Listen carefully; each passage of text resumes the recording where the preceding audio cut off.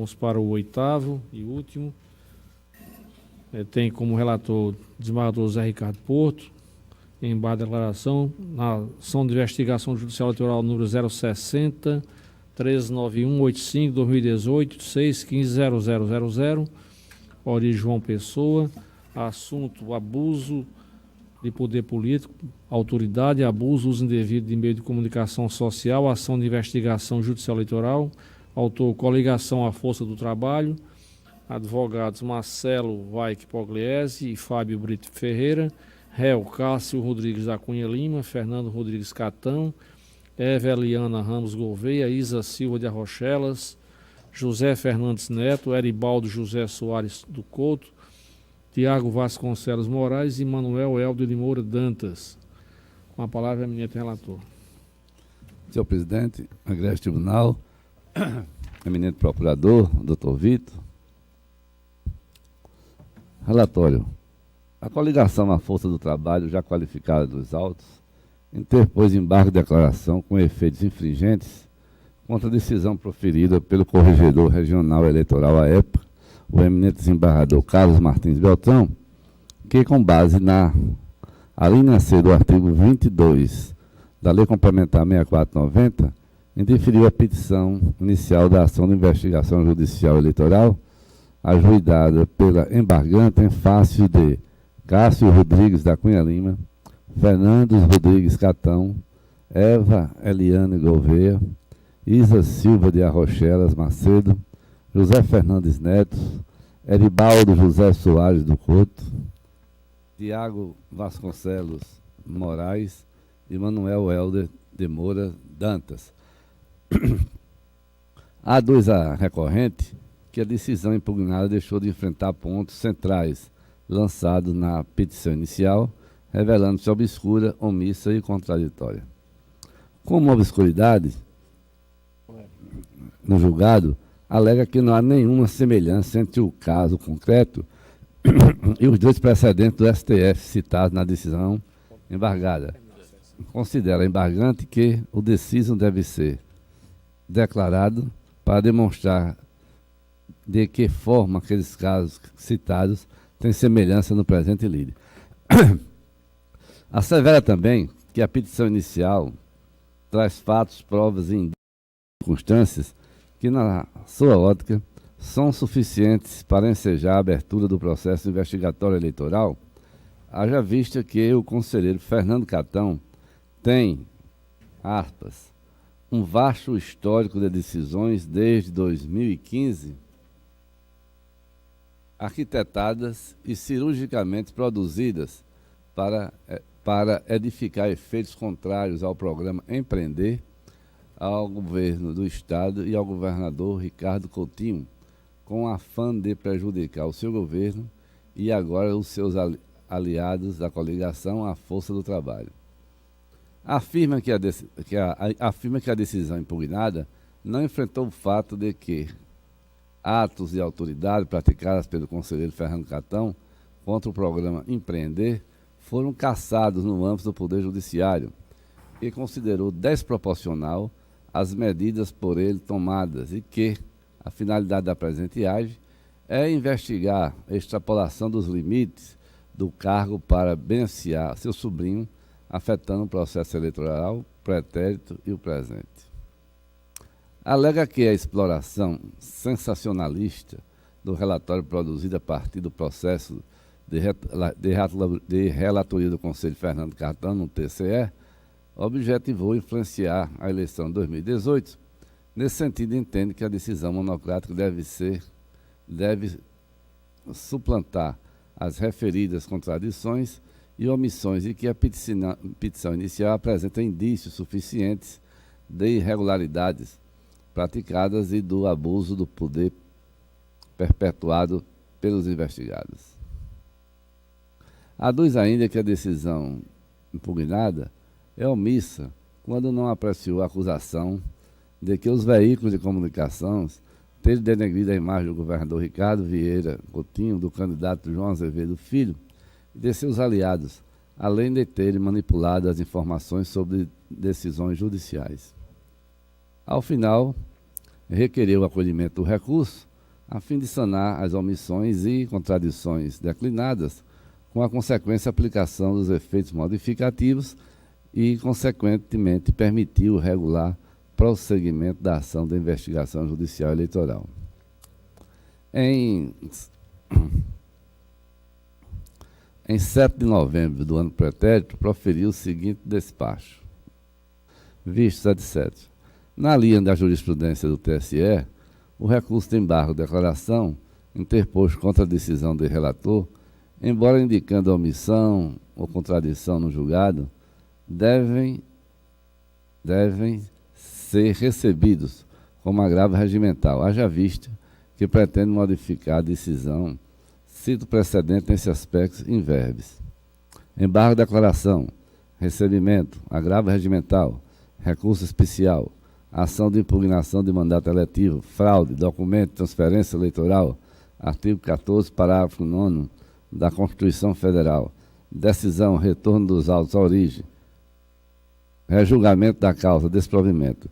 Embora seja cabível a oposição de embargo-declaração contra qualquer decisão judicial, artigo 1022, caput do CPC, recebo os embargos-declaração como agravo regimental, tendo em vista que, a pretexto de indicar omissão no deciso monocrático, os agravantes veiculam pretensão modificativa. É um agravo regimental no RESP número 24.3161 de Goiás, relator ministro Luiz Fux, de 27 de nove de 2016. Posto isso, inclua-se o agravo regimental em pauta para a apreciação plenária da Corte. E contra essa nossa deliberação, senhor presidente, não houve nenhuma manifestação de qualquer das partes. O processo está sendo submetido a julgamento e ao relatório. Teve manifestação do procurador nos autos, né? Nesse caso, senhor presidente, na época o Ministério Público ele tomou conhecimento da decisão que indeferiu a inicial, não se insurgiu contra ela por concordar com ela, né? Então continua de acordo com a decisão, e no caso também, diante da ausência também das próprias partes interessadas na sessão, o Ministério Público tem nada a opor com relação à decisão que na visão do Ministério Público deve ser mantida. Eu quero só esclarecer que a decisão foi minha, ao tempo na corregedoria, mas aqui eu presido sem voto, né?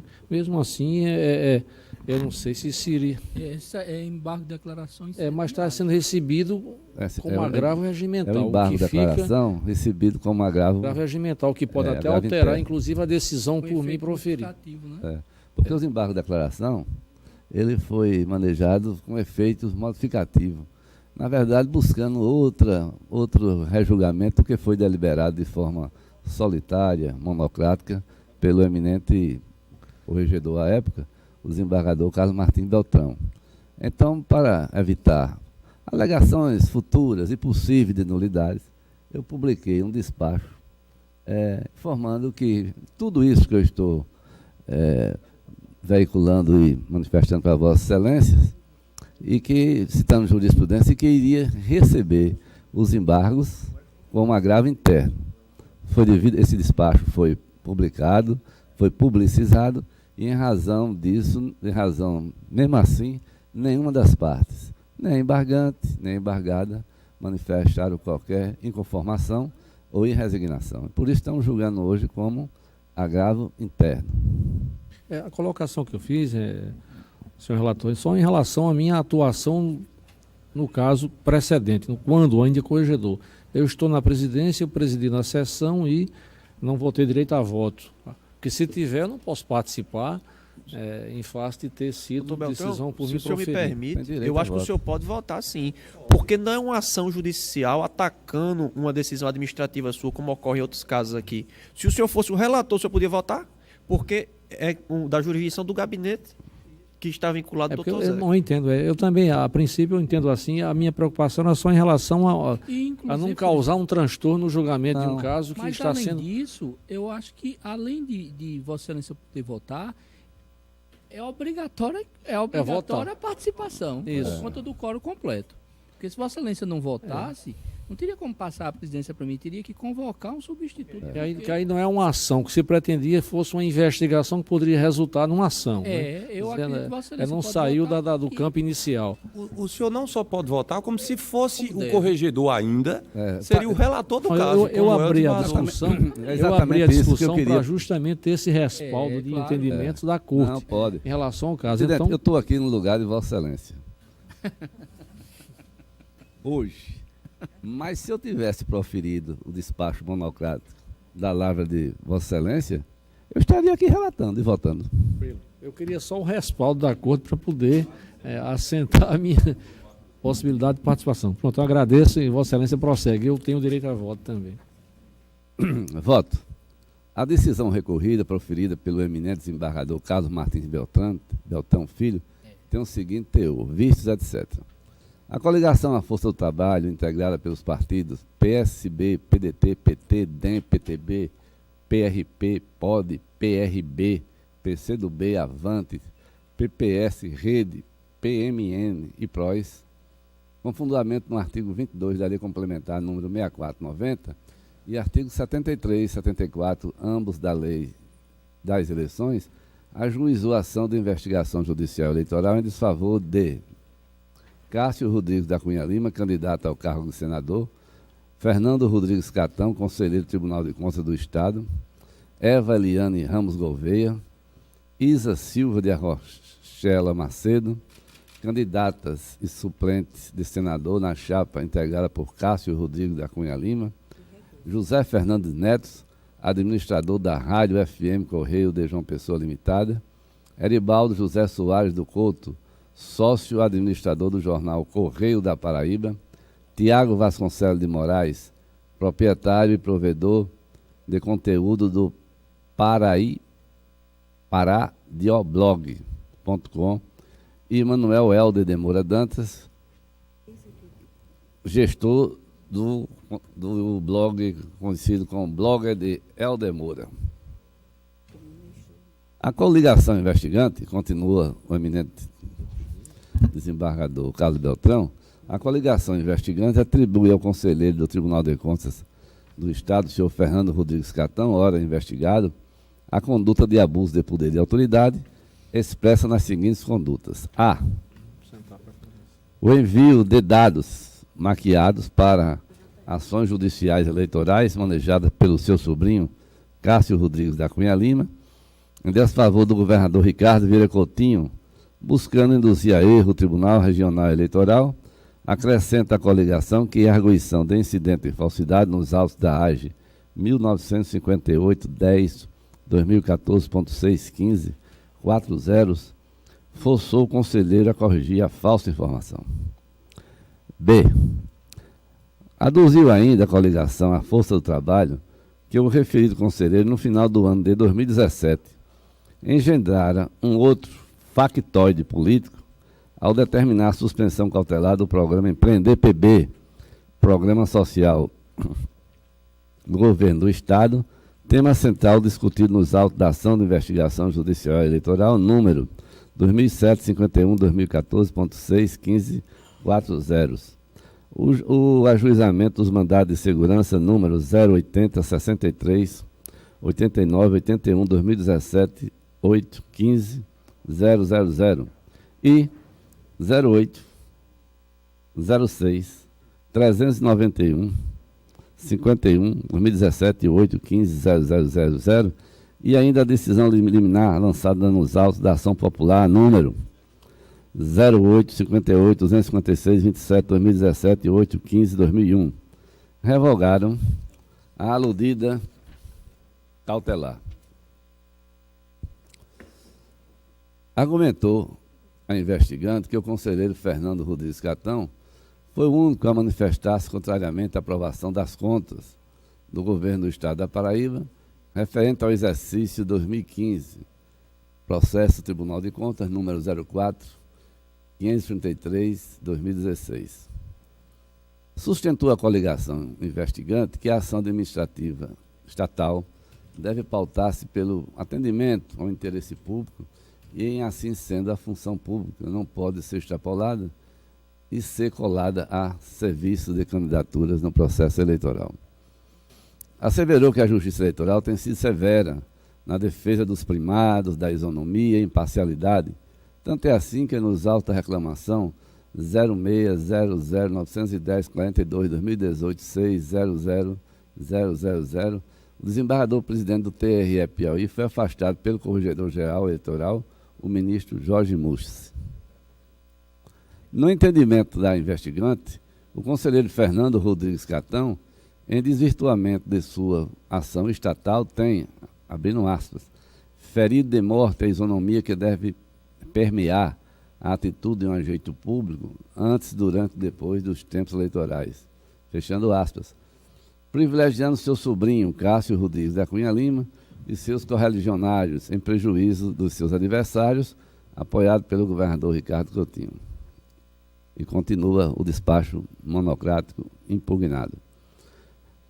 Reportou a investigante que, há 20 dias do primeiro turno das eleições, o referido integrante da Corte de Contas Estadual objetivando criar mais um fato político administrativo e buscando influenciar negativamente a opinião pública, teria produzido um relatório sensacionalista, advindo de um processo sob sua relatoria, em que, prematura e antecipadamente, com dados deturpados acerca do funcionamento do programa Empreender PB e reverberado em veículos de comunicação, sites e blogs aliados à candidatura do senador Cássio Rodrigues da Cunha Lima e contrário às candidaturas apoiadas por Ricardo Vieira Coutinho. Que até a presente data, as prestações de contas do programa Empreender PB, apreciadas pelo Tribunal de Contas do Estado, foram aprovadas, exercício 2011, 2012 e 2013. Seguido nesse intuito de prejudicar a candidatura dos candidatos, apoiado pelo governador Ricardo Coutinho, o jornal Correio da Paraíba, alinhado com o senador Cássio Rodrigues da Cunha Lima, em matéria 19 de nove de 2018, assinada pela jornalista Nícia Almeida, editor do portal Correio da Paraíba, na coluna Política, destacou: em novo escândalo, o valor do Empreender PB cresce 744% em pleno ano eleitoral. Nessa mesma data, 19 de nove de 2018, as demais plataformas do sistema Correio teriam sido canalizadas para impulsionarem esse fato político, a exemplo do programa radiofônico Correio Debate 98, liderado pelo jornalista Nilvan Ferreira, João Costa e Vitor Paiva, que em vários momentos esse falso escândalo foi repercutido, inclusive com a participação do então candidato ao governo do Estado, o senador José Tagino Maranhão. Na TV Borborema, na mesma data, e repete, 19 de nove de 2018, em debate entre os candidatos, o então candidato ao governo do Estado, o senador José Tagino Maranhão, mais uma vez explorou o fato político aduzindo, abrindo aspas, a própria lei eleitoral é muito clara com relação à utilização de recursos públicos, de meios do erário público, seja em programas como Empreender, seja em qualquer outro programa, com fins eleitoreiros. E a coincidência é muito grande, os recursos aplicados de uma forma exagerada. Veja bem, de janeiro para cá, as aplicações cresceram 744%. Esse fato por si só se impõe sem precisar de maiores comentários. Houve abuso de poder. Fechando aspas. Segundo a investigante, as manchetes sensacionalistas foram reverberadas diuturnamente em blogs e sites patrocinados e contratados diretamente por prefeituras aliadas ao senador Cássio Cunha Lima, conforme relacionado na exordial. Aí cito o blog de Eldemora, Paraíba Blog e o portal do Correio da Paraíba. Em matéria veiculada pelo jornalista e blogueiro Eldemora, a qual a investigante reputou assintose grave, assim posicionou-se o referido profissional, abrindo aspas. O Empreender PB, como esperado, votou no noticiário, primeiro porque o Tribunal Regional Eleitoral não consegue encontrar tempo nem pauta para julgar a AGE, que pede a cassação do governador Ricardo Coutinho pelo suposto uso eleitoral do programa no pleito de 2014. Agora, porque um relatório do Tribunal de Contas do Estado mostra um aumento formidável de financiamentos no ano eleitoral. Continua. Aliado do senador Cássio Cunha Lima, segundo noticiou a investigante, também repercutiram o falso escândalo nas redes sociais, a exemplo do superintendente adjunto da Secretaria de Mobilidade Urbana de João Pessoa, CEMOB, o senhor Wallace Massini. Além da propagação das notícias falsas de que essa justiça especializada teria determinado a retirada de placas do programa Empreender PB, veiculada no portal Correio da Paraíba e no Paraíba Blog, comprovada mediante análise do processo número 060 1370 12 2018 6 15 000, anexo, prosseguindo com um circo midiático em 21/9/2018, o conselheiro Fernando Rodrigues Catão e o candidato Cássio Rodrigues da Cunha Lima teriam se apressado em massificar o factoide em entrevista concedida ao programa Rede Verdade da TV Arapuã. Defende a investigante que o objetivo do candidato Cássio Cunha Lima foi de construir com o Empreender PB fato político capaz de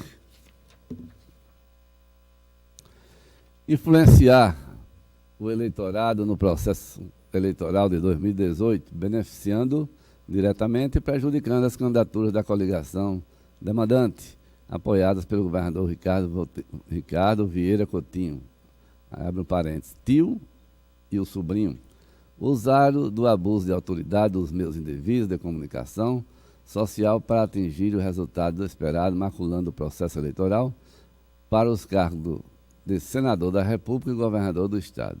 Diante desse fato, postulou a coligação investigante. A notificação dos investigados para querendo apresentar suas defesas no prazo de 5 dias, conforme disposições expressas no artigo 22, inciso 1, a linha A, da Lei Complementar 6490. A intimação do representante do Ministério Público para acompanhar a tramitação do feito. Em seguida, seja dado regular seguimento ao feito com a produção de todas as provas em direito admitida, sobretudo a prova testemunhal, juntada posterior de documentos de diligência, outras a serem oportunamente especificadas. D. Por fim, seja recebida e julgada procedente a apresentação de investigação judicial eleitoral para a. Cassar o registro de candidatura dos investigados, C. Candidatos ou diploma ser expedidos. B.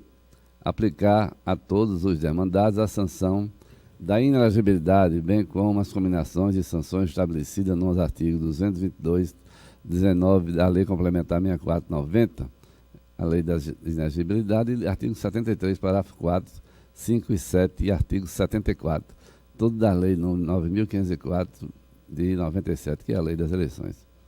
Os autos foram distribuídos em 25 de nove de 2018 e vieram concluídos nesta data. É o relatório. A Sua Excelência, o eminente embargador Carlos Martins Beltrão, relata todos os fatos de forma minudente e passa a deliberar. O ajuizamento da AIGE está condicionado à demonstração de fatos taxativamente previstos em seu texto, quais sejam o abuso de poder político e o abuso do poder econômico ou uso indevido de meio de comunicação. Na petição inicial da AIGE, deve-se apontar provas, indícios e circunstâncias de prática de conduta supostamente ilícitas. No caso concreto, as condutas narradas e atribuídas ao conselheiro investigado foram corrigidas pelas vias próprias, se não vejamos. No primeiro caso, o próprio investigado, conselheiro Fernando Rodrigues Catão, corrigiu a informação prestada nos autos da AIGE 1958, 10 de 2014, 6, 15, 000. Em relação ao segundo item da petição inicial, o fato de o conselheiro ter votado contra a aprovação da prestação de contas do senhor governador é uma prerrogativa da função que deve ser exercida com independência. O terceiro fato, a suspensão cautelar do programa Empreender PB pelo conselheiro investigado constitui uma das suas prerrogativas prevista na Lei Orgânica do TSE. Assim também a divulgação de relatório com a emissão de um alerta e atribuição regimental de membro do tribunal, que esteja no exercício da função de relator. A Sua Excelência cita também no despacho monocrático a legislação pertinente, que é a Lei Orgânica do Tribunal de Contas do Estado da Paraíba. Desse modo, a ação de investigação judicial eleitoral não pode servir de via para discutir a alegada imparcialidade de membro do Tribunal de Contas, sob pena da Justiça Eleitoral interferir na jurisdição de outro órgão. Finalmente, os jornalistas investigados e o responsável pelos meios de comunicação apenas reverberaram o relatório do membro do Tribunal de Contas do Estado em seu livre exercício do direito constitucional de profissão, de expressão e de informação. A nível federal tem sido comum autoridades policiais determinarem a abertura de inquérito para apurar condutas de candidatos a presidente da República ou até mesmo órgãos do Poder Judiciário decretar a prisão de candidatos, embora o mandado não seja cumprido por força das garantias eleitoral. Pode-se até discutir a conveniência ou não daquelas ações, considerando o seu reflexo nas eleições, mas não ao ponto de vista legal. De igual modo, não deve ser considerada ilícita a conduta de conselheiro de Tribunal de Contas que, dentro de suas prerrogativas legais, pratica atos de sua rotina e aparentemente sem qualquer viés eleitoreiro. Não é comum indeferimento in limine de petição inicial de ação de investigação judicial eleitoral, considerando que basta o investigante relatar fatos, indicar provas, indícios e circunstâncias da prática de abuso de poder político ou econômico e ou uso indevido de meios de comunicação. Todavia, as condutas do senhor Fernando Catão, descritas na petição inicial, ou foram objeto de revisão judicial ou retificadas pelo próprio conselheiro, e todas exercidas dentro do estrito cumprimento do dever legal de membro do Tribunal de Contas do Estado da Paraíba. No caso, o único indício a qual se apega a investigante é o parentesco por afinidade entre os investigados Fernando Rodrigues Cartão e Cássio Rodrigues da Cunha Lima, de forma que a eventual imparcialidade de membros do TSE não pode ser objeto de investigação judicial eleitoral quando as condutas foram exercidas dentro dos parâmetros que lhe faculta a legislação que rege aquela Corte de Contas. E, em se tratando de agente público, a recomendação jurídico-filosófica é de que se presume a boa-fé, devendo a má-fé ser satisfatoriamente demonstrada. No caso, a AGE não deve ser a via adequada para aferir suspeição do conselheiro, porque os fatos narrados na petição inicial sequer configuram em tese a prática de abuso de poder político. Para que a petição inicial seja apta, é necessária a presença de indícios mínimos que demonstrem a ocorrência de ilicitude capaz de alterar a legitimidade e a normalidade do pleito. Diferente seria, por exemplo, se a petição inicial narrasse que o conselheiro investigado estivesse utilizando a estrutura da administração do Tribunal de Contas para prejudicar a campanha de eventuais candidatos, o que não é o caso. O precedente do Piauí, citado pela coligação, nem de longe se aplica ao caso concreto, pois que o senhor Fernando Ruiz Catão não atua nesta corte e sobre ela não exerce nenhuma influência. Ademais, em nenhum lugar da petição inicial, a coligação investigante aponta a gravidade da circunstância dos fatos e sua repercussão na legitimidade e normalidade do pleito. Meras ilações extraídas da ligação familiar entre os investigados não podem ser consideradas indícios suficientes para a abertura de uma investigação judicial eleitoral, máximo quando as condutas atribuídas ao investigado já estão dentro de suas prerrogativas legais. Posto isso, e finaliza Sua Excelência, Posto isso, com base no artigo 21.1c da Lei Complementar 64/90, indefiro a petição inicial. Intime-se o Procurador Regional Eleitoral, pessoalmente, publique, cumpra-se providências a cargo da seção de processos específicos, CEP, a data de dia 26 de setembro de 2018. Projetando agora o meu pensamento. Entendo que a decisão agravada não merece reparos, ante a ausência na petição inicial de indícios mínimos que demonstrem a ocorrência de ilicitude hábil a alterar a legitimidade e a normalidade do pleito, conforme a orientação jurisprudencial do colente TSE. Na petição inicial da AGE deve ser apontadas provas, indícios e circunstâncias de prática de conduta supostamente ilícita.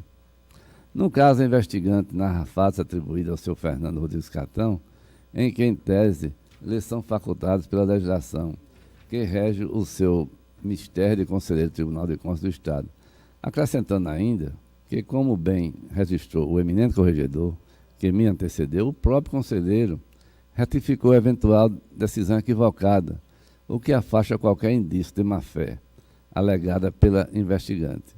No que diz respeito às outras decisões tomadas pelo aludido conselheiro, as mesmas foram objeto de revisão judicial. De igual forma, os jornalistas investigados apenas reproduziram nos sítios eletrônicos locais o que ocorria na Corte de Contas, dentro do que lhe faculta a Constituição Federal, que defende a liberdade da imprensa. Quanto à alegada acusação de que os veículos de comunicação teriam denegrido a imagem do governador Ricardo Vieira Coutinho, a AGE não é o instrumento processual apropriado.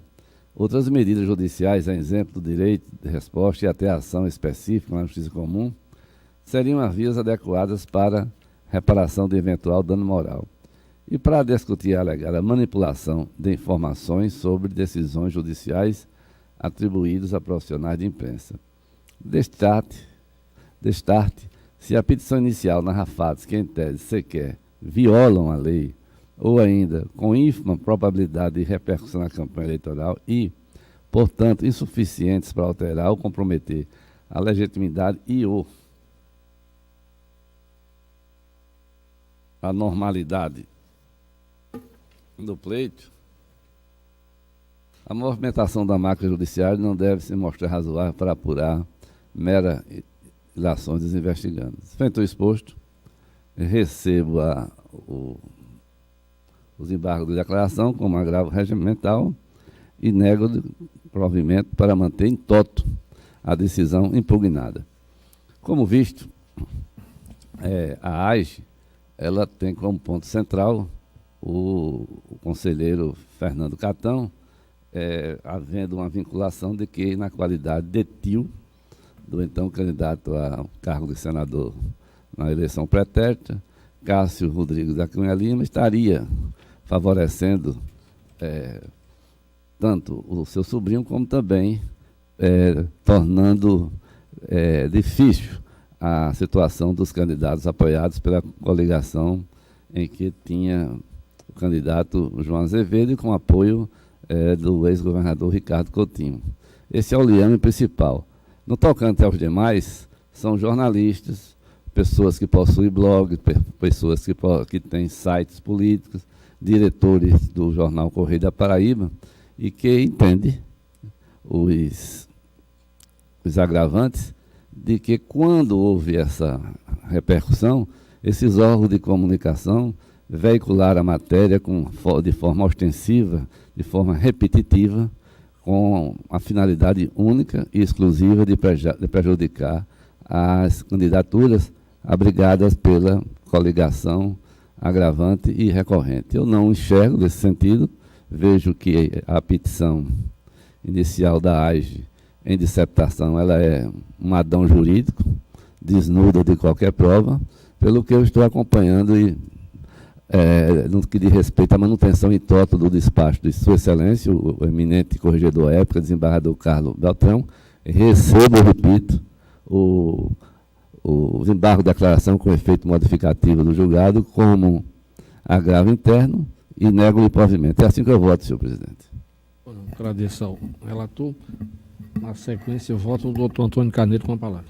Pois não, senhor presidente, eu ouvi atentamente o voto de Sua Excelência, o nosso corregedor, e de uma forma muito didática, muito clara, muito objetiva, se constatou que se tratou de uma AGE, né, uma ação de investigação judicial eleitoral, em que o então corregedor decidiu pelo indeferimento da inicial por entender que não estavam presentes os requisitos legais. Dessa decisão foi interposto, não é, embargos declaratórios, que Sua Excelência recebeu como agravo regimental, não é, e aqui, em julgamento colegiado, nega provimento a esse agravo, né?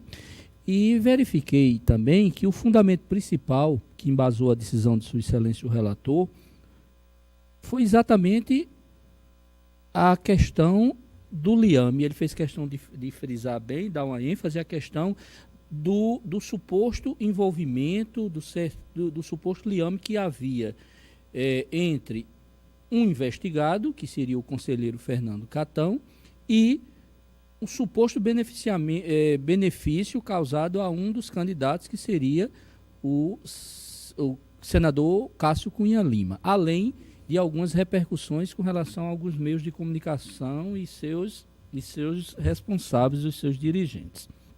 O que me chamou a atenção durante tudo isso foi que, como o relator destacou com muita propriedade, as ações do investigado, não é, estavam todas dentro de um rol de prerrogativas próprias da função de conselheiro do Tribunal de Contas, não é? E, obviamente, muito mais clara ainda, a função dos meios de comunicação de apenas repercutirem as notícias, né? O conselheiro do Tribunal de Contas tomou essa ou aquela decisão e os meios de comunicação repercutiram em seus veículos. Se isso favoreceu ou beneficiou alguma campanha política, faz parte do jogo democrático, não é? E aí o que tem que ser garantido com toda a veemência seria exatamente a garantia constitucional da liberdade de expressão. Mas o que me chama a atenção aqui nesse caso, senhor presidente e egresso tribunal, é exatamente a questão de que, em se tratando de um suposto ou de uma suposta conduta beneficiadora de uma campanha política por um agente estatal, no caso um conselheiro de um Tribunal de Contas do Estado, há, como disse o relator, os meios próprios para que essa ação fosse cessada, através de uma exceção de suspeição ou de qualquer outro impedimento. Mas não me parece que foi feito, e se foi, não foi trazida aos autos. O que ficou claro é que a ação de investigação judicial eleitoral não seria, não é, um instrumento adequado para se discutir uma prerrogativa prevista em lei de um membro de um Tribunal de Contas. Com essas considerações, senhor presidente, eu acompanho na íntegra, não é, as conclusões de Sua Excelência, o Corregedor Regional Eleitoral. Doutora Gamenildos, como vota? Acompanho o relator. Doutor Paulo Câmara, como vota? Senhor presidente, eu acompanho também o relator e até faço um acréscimo. O doutor Antônio veio nessa mesma linha do eminente relator, e acrescentando, doutor Antônio, que se eventuais falhas existiram, o próprio conselheiro foi lá e retificou essa situação na AGE de 2014. Não é isso, desembargador Zé Ricardo? Pronto, então com essas observações, senhor presidente, eu acompanho o relator. Doutor Sérgio Murilo. Senhor presidente, eu também acompanho o substancioso voto do relator, que confirma a decisão proferida por Vossa Excelência, enfatizando, conforme trazido pelo doutor Carneiro, que a Corte não está aqui, até porque não pode fazê-lo, nem é de sua competência, a homologar qualquer ato de conselheiro do Tribunal de Contas. As vias próprias existem, me parece que, pelo que se relatou e votou, foram utilizadas, algumas delas, inclusive, com eficiência, medidas judiciais na Justiça Comum adotadas de maneira frutífera, né? Outras reconhecidas pelo próprio conselheiro. Né? Então, só enfatizando isso, ou seja, é de largar demais, né, numa alegação meramente factual e em tese, não é, de que isso teve uma conotação político-eleitoral e de que a própria conduta é originária de um intento de atrapalhar as eleições ou de interferir nas eleições, Ou seja, conforme me parece muito bem exposto na decisão recorrida da Vossa Excelência e enfatizada pelo relator, é quase que uma ficção, ou seja, buscar daí criar um contexto fático de que por trás de tudo isso foi, né, desaguar no âmbito eleitoral. Então eu enfatizo isso, ou seja, aqui não é o campo próprio, e me parece que a essência da decisão recorrida é essa, aqui não é no campo próprio para homologar ou validar ou não, a contrário senso, decisão de conselheiro do Tribunal de Contas do Estado. Né? Reconhecendo que a decisão de Vossa Excelência proclama exatamente isso, a inadequação da via eleita, é que, enfatizando mais uma vez isso daí, acompanho, volto a dizer, o substancioso voto do relator. Eu agradeço, doutor. Eu acompanho, senhor presidente. Acompanho. Eu proclamo o resultado, mas eu vou ter direito também a voto, só para fazer uma referência breve, não vou tecer nenhum comentário, até porque a decisão foi minha, está posta, o relator fez até uma leitura quase que integral, mas eu só destacar, e isso não vai ter nenhuma influência além do que já existiu na decisão que proferi, é que se pretendeu, com essa medida que se buscou aqui junto ao nosso regional, fazer uma equiparação ou uma referência aproximada com o caso de um presidente do TRE que foi afastado, que é uma situação muito diferente. Quer dizer, que se aplicar a esse caso de um Conselho de Tribunal de Contas, na situação que foi retratada nesse pedido, como se fosse semelhante a um outro caso, que naquela época era recente, relativamente a um membro do TRE que estaria no comando, né, de um órgão, né, da justiça especializada, que teria incorrido em algum equívoco e por isso foi afastado. Quer dizer, se pretendeu até dar essa conotação de semelhança com um fato totalmente distinto, né? Eu até digo isso na decisão que proferi, fazendo referência, e até disse que não tinha nenhuma pertinência, nenhum liame sequer distante de proximidade de uma coisa com a outra. Como Vossa Excelência disse, o doutor Antônio Carneiro e o relator já destacaram, mas o fato aí bem distinto, com outro viés que foi bem colocado na decisão, que Vossas Excelências acabaram de entender muito bem e mantê-la, né? Eu estou votando, mantendo a decisão que proferi também, até porque aqui não se pode agir além dos limites que são permitidos pela nossa legislação.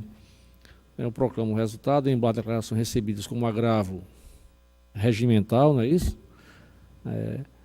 E negado provimento, nos termos do voto do relator, tem um parecer do procurador, não é isso?